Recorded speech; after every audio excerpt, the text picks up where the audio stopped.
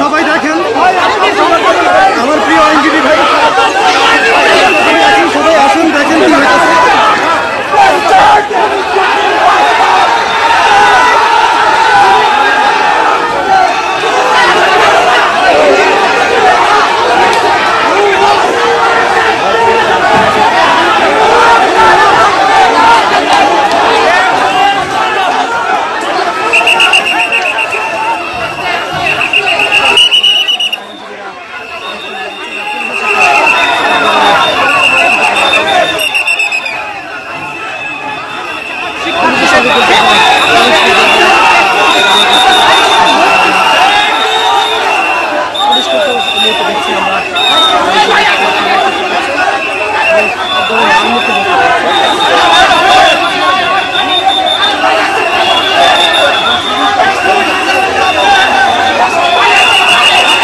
গাড়ির সামনে কিন্তু আটকে দিয়েছেন, যেমনটা লক্ষ্য করতে পেরেছে দর্শক। আইনজীবীরা পুলিশের গাড়ির সামনে থামিয়ে দিয়েছেন দর্শক, দেখতে পাচ্ছেন এই মুহূর্তে পরিস্থিতি দেখতে পাচ্ছেন।